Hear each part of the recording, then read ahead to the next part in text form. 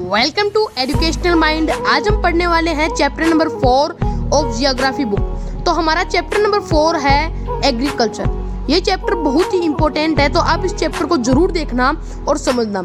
इसके अंदर मैं कुछ नोट पॉइंट्स भी बताऊंगा जो आपके लिए बहुत इंपॉर्टेंट रहने वाले हैं। तो देखिए चैप्टर को हम शुरू करते हैं। इससे पहले थोड़ी बात बता देता हूँ मैं आपको।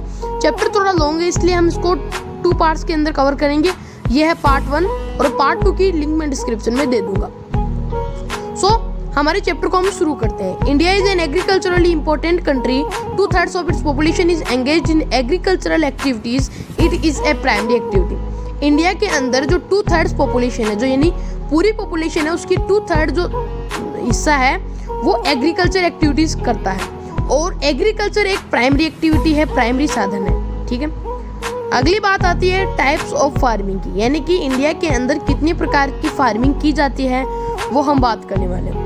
तो बात करें अगर हम इंडिया की, तो इंडिया के अंदर 3 टाइप्स फार्मिंग की जाती है। 3 टाइप्स में से हम पहली फार्मिंग पढ़ते हैं प्रिमिटिव सब्सिस्टेंस फार्मिंग। तो देख लेते हैं कि प्रिमिटिव सब्सिस्टेंस फार्मिंग क्या होती है। यहाँ पर एक हमारा लेटर आया प्रिमिटिव।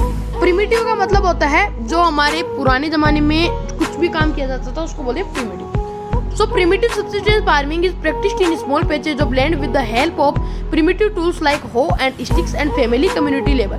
जो primitive subsistence farming है ये एक छोटे हिस्से पर की जाती है, लैंड के छोटे पैचेस पर की जाती है और ये प्रिमिटिव टूल्स की मदद से की जाती है। जैसे हो गया हमारा, स्टिक्स हो गया। प्रिमिटिव यानी पुराने जमाने के जो भी टूल्स थे अपने, हो ये हमारे टूल्स होते हैं, उनसे की जाती थी। और ये प्रकार की जो फार्मिंग होती है ये इसके लिए मानसून चाहिए और जो फर्टिलिटी है वो नेचुरल होनी चाहिए सॉइल की। मानसून यानी बारिश चाहिए अच्छी, तो और जो सॉइल है उसकी फर्टिलिटी भी अच्छी होनी चाहिए। ठीक है। तो इस प्रकार की फार्मिंग को हम झूमिंग भी बोलते हैं। और ये जो फार्मिंग है ये मध्य प्रदेश और आंध्र प्रदेश के अंदर की जाती है। ठीक है। मध्य प्रदेश, एमपी और आंध्र प्रदेश के अंदर की जाती है। तो ये बात आपको याद रखना है कि इस प्रकार की फार्मिंग्स है वो किन इलाकों के अंदर की जाती है। तो ये मध्य प्रदेश यानी एमपी के अंदर और आंध्र प्रदेश के अंदर की जाती है। सेकंड जो हमारी फार्मिंग आती है वो आती है इंटेंसिव सब्सिस्टेंस फार्मिंग। तो बात करते हैं हम इंटेंसिव सब्सिस्टेंस फार्मिंग की।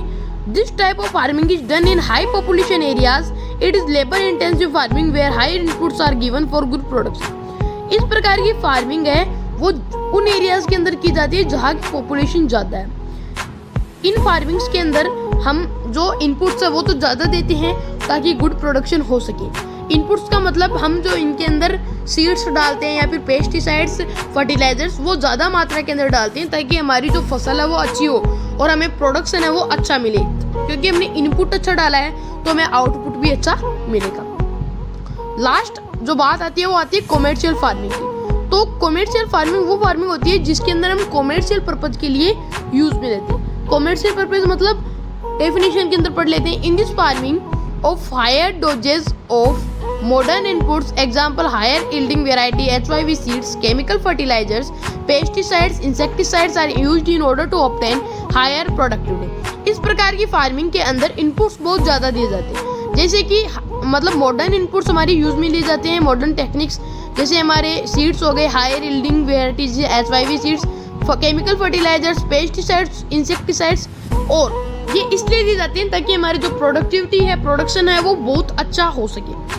ठीक है। पेस्टिसाइड्स जो कीड़े मारने वाले जो दवाइयाँ आती है वो होते हैं। अब बात आती है हमारे नोट पॉइंट्स की। So rice is a commercial crop in Haryana and Punjab but in Orissa it is a subsistence crop. जो राइस हमारे चावल है वो हरियाणा और पंजाब के अंदर जो है कमर्शियल क्रॉप के लिए यूज में ले जाते हैं, लेकिन उड़ीसा के अंदर ये एक सब्सिस्टेंस क्रॉप में आती है। प्लांटेशन एक प्रकार की कमर्शियल फार्मिंग की होती है और जो प्लांटेशन है वो आसाम कर्नाटका के अंदर की जाती है।